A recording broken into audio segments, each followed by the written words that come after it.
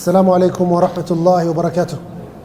الحمد لله على إحسانه وشكر له على تفضله وامتنانه، ولا إله إلا الله تعظيما لشأنه، وأشهد أن محمدا عبده ورسوله داعي إلى رضوانه وعلى آله وأصحابه وإخوانه. أما بعد. أيها الأحبة, inshallah tonight we shall be looking at one of the great historical periods of the Muslims, and that is the history of the Muslims in Spain and Portugal. A history that stretches from the year 92 of the Hijri calendar to the year 897 of the Hijri calendar. Ikhwani fillah, tonight we begin with the history of the Muslims of Andalus. May Allah subhanahu wa ta'ala benefit all of us in this lecture series. Ikhwani fillah, in the year 12 of the Hijri calendar, the Caliph of the Muslims, Abu Bakr as-Siddiq radiallahu anhu, had sent his armies to conquer the land of Furs, of Persia, and more so the land of Iraq. And he sent one of the greatest weapons of Allah subhanahu wa ta'ala, Sayfullah al-Maslul, Khalid bin Walid, Abu Sulaiman radiyallahu anhu. So Abu Sulaiman, Khalid bin Walid, conquers every single battle he emerges victorious. This is a man who's never, ever been defeated and will never be defeated, because the sword of Allah subhanahu wa ta'ala cannot be defeated. So one day, as he has conquered the city of Hira, one of the great cities of the Arabs in Iraq, he sets out to conquer another city called the city of Ain Tamr. So the Persians and the allies from the Arabs, the Christian Arabs, they have a meeting. The Christian Arabs, they say, we are many. And we Arabs, we know how to fight our fellow Arabs. So allow us to fight this Khalid bin Walid and his army, and we shall surely give them a lesson. So their leader, Akka ibn Abi Aqqa, he says, let me be the leader of this battle against the Muslims. Let's meet them in the land of Ain Tamr in Iraq. طيب. The leader of the Persians, Mihran ibn Bahram, he says, okay, you be the leader of the army, we will sit behind, and if you want any assistance, we shall assist you. So the Muslims, they come to this city of Ain Tamr. And Khalid bin Walid, from a distance, observes this man, Akka ibn Abi Aqqa. He sees that this man is a boastful man, that this man is an arrogant man. This is a man who has kibr and little understanding of warfare. And he is fighting Sayfullah, he is fighting the sword of Allah, Khalid bin Walid, who has just come from one of the greatest battles in history. A battle where he did not even leave one single soldier to escape, the Battle of Walja, where he surrounded the entire army with his small army and defeated them thoroughly in one of the greatest military tactics that had not been seen for centuries. So this man, Akka ibn Abi Aqqa, is the one who wants to fight Khalid bin Walid, and he's boastful in nature and arrogant. Khalid bin Walid, he decides that I'm going to teach these Arabs, these enemies of Islam at the time, a lesson they will never ever forget. They shall never remain enemies of Islam after the lesson I teach them today. So he looks at that man from a distance. So he tells the Muslim army, let us arrange ourselves. The Muslims are always divided into the qalb, the vanguard, the middle of the army, then the right side and the left side, the two flanks. So it's divided into three. The middle, which is the vanguard or the qalb, and the right side and the left side. And he sees that man on that side also arranging his army. But that man is arrogant. I have understood him already. Khalid bin Walid, he talks to some of the Sahaba, 3 or 5 of them or 7 of them. He says, let us go. Take your horses. And in one of the most strangest events ever in military history, Khalid bin Walid, the general, the commander of the Muslim army, he gallops with his horses, with his colleagues, and they reach the campsite of that army, of the Arabs, and he captures that general, and he carries him like he carries a little baby, and he goes back to the campsite of the Muslims, and the Muslims, Allahu Akbar, Takbir. This is the shortest battle, not only in Islamic history, but in world history.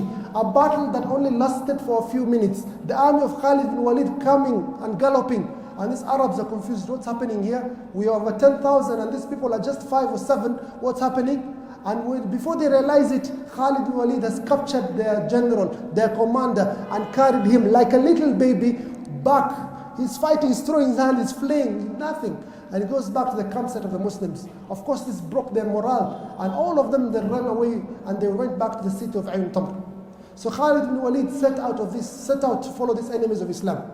So he besieges this town, and they surrender upon his terms. And he deals with them as is required. Ikhwani fillah, thereafter he comes upon a church in the city of Ain Tamr. And in this church he hears sounds. What are these sounds going on in this church? He breaks the door and he finds 40 young boys, Arab boys, Christian boys. They are studying from the gospel. These are church boys. They are learning from the Christian religion in Iraq. 40 young boys, very young boys. And Ikhwani fillah, this find of these 40 boys is one of the greatest finds in Islamic history, because it had a great effect on Islamic history. From amongst these boys, a young boy called Yasar. This Yasar is the father of Ishaq. The father of Ishaq is the father of Mohamed. Muhammad ibn Ishaq ibn Yasar. The Yasar is the grandfather of Muhammad.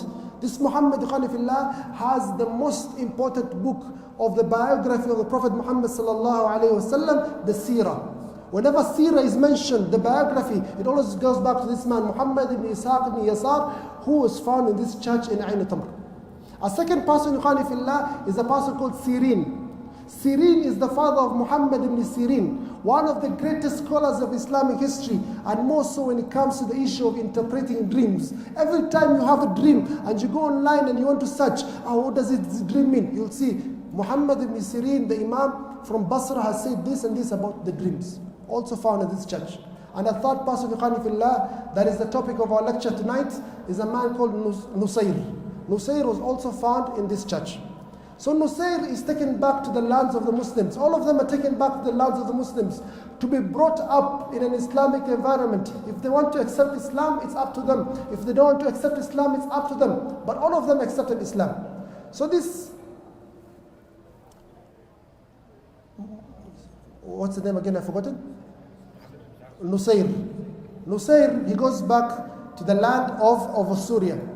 Thereafter he stays in the house of Muawiyah ibn Abi Sufyan, and he learns the great military tactics, so much so that he becomes one of the generals of the Muslim army.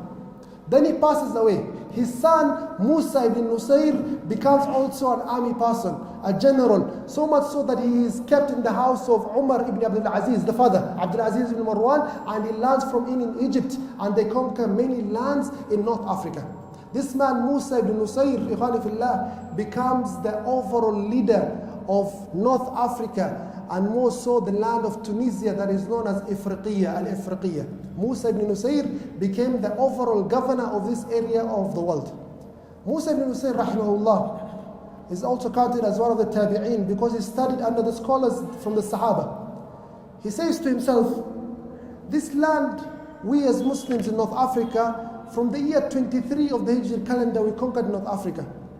But there's a problem with North Africa. Every single time we conquer it, the tribes, the Berber tribes, the Amazigh, every time they accept Islam, a short while later they leave Islam and apostate and become enemies of Islam. It is very insecure, these lands. So much so that my predecessor, Uqba ibn Nafi' al-Fihri, was also assassinated in the lands of Qayrawan, one of the great heroes of Islamic history.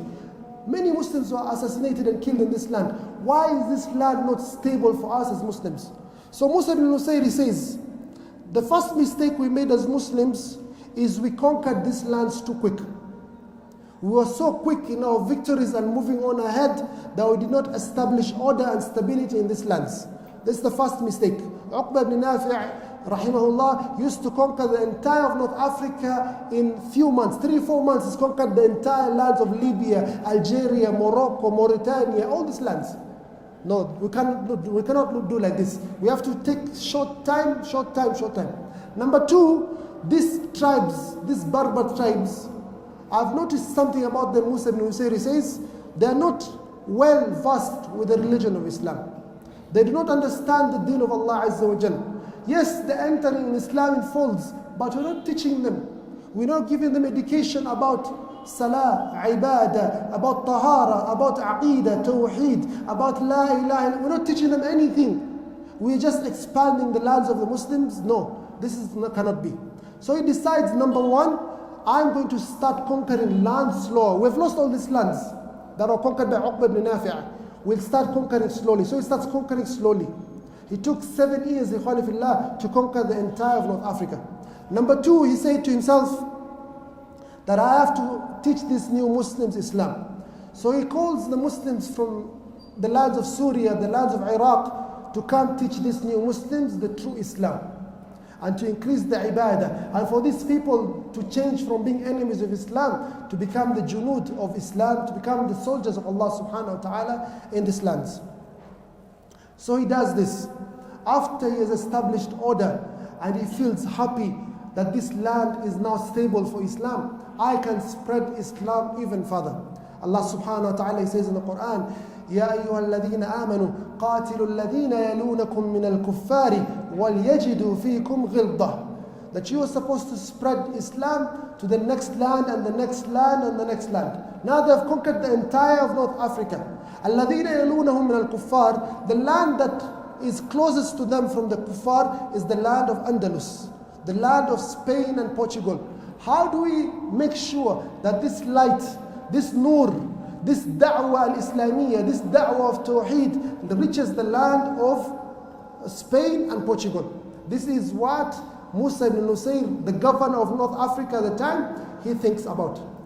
So he looks at the situation, ikhwani fillah. He says, Alhamdulillah, we have conquered the entire of North Africa, but we have some challenges. Challenge number 1, Andalusia, Spain and Portugal, it's a different continent. There is at least 13 kilometers for us to cross from Morocco into Spain. 13 kilometers. All this is water, the Mediterranean Sea. How do we cross? We don't have enough boats. That's the first challenge we have.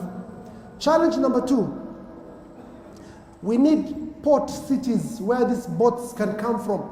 But the port cities of Sabta are no longer under our hands. They are in the hands of Julian, one of the Christian leaders in the area. So Julian has the land of Sabta, which is a port city that we need for our ship, our boats. Problem number 3, this land of Andalus, we do not know it. Our fathers did not go there. We are the first Muslims in history ever to go to this land. This land is completely anonymous, unknown to us. What are we going to expect there? What do we do? Number 4, he says, there is the Balearic Islands on the Mediterranean Sea. The Roman Empire owns this. So there are a lot of challenges facing this army of the Muslims. Number 5, the soldiers of the Muslims are very few. So Musa ibn Nusayr rahimahullah, he decides to plan the next agenda or the next plan for the Muslims with regards to conquering this land of Andalus, with regards to conquering this land of Muslim Spain and Portugal. And ikhwani fillah, number 1, he decides to choose one of the greatest Muslim leaders in history, a man called Tariq ibn Ziyad. Memorize this name, Musa ibn Nusayr and Tariq ibn Ziyad. Whenever you mention the land of Andalus, you can never forget these 2 names, Musa ibn Nusayr and Tariq ibn Ziyad. So he takes this young boy from the Berber tribe who speaks both the Amazigh language and the Arabic language and tells him, you are the leader of the army that shall conquer that great land of Andalus. You are Tariq ibn Ziyad, you shall conquer that land. So he prepares this young boy mentally. Then he decides, let me teach more of these Berbers, the Islamic religion. I give them this Ruhul Islamiyya. I teach them the true Islam so that they conquer those lands in a fast manner, in a correct manner that's required by our religion. So he teaches many young men. Thereafter, when he sees that the plan is ready, khani fillah, he writes a letter to the Khalifa, Al-Walid ibn Abdul Malik in Damascus, tells him, it is time for us now to spread Islam further from Morocco. It is time for us to enter the land of Andalus. Kindly grant us permission. He's granted permission, but told no. First, you have to investigate this land of Andalus. Send a small army to investigate. So he sends a man called Tarif ibn Malik. Tarif ibn Malik goes there in the year 91 of the Hijri calendar in the month of Ramadan, and he investigates this land, and he comes back 1 year later, ikhwani fillah, and the Muslims are ready to conquer this land of Andalus. They have prepared an army, a great army. What is the great army that's going to enter Europe to conquer the land of Andalus? 7,000 soldiers is entering the land of Andalus to conquer it. and they are going to meet there a land they have never visited, and an army of over 100,000 soldiers from the enemies from the land of Spain and Portugal. Ikhwani fillah, what is going to happen in this great battle in Islamic history that's going to occur in the year 92 of the Hijri calendar, in the month of Ramadan, the 28th of Ramadan, the year 92, between the Muslims on one side, 7,000 of them, a great army of Muslims of 7,000 versus the great army of the Spaniards, the great army of the people of Andalus of 100,000 in the battle, the historical battle of Islamic history that is known as Wadi Birbat, or the battle of Wadi Lukka. This is what we shall look at in our lecture tomorrow night. وآخر دعوانا الحمد لله رب العالمين والسلام عليكم ورحمة الله وبركاته.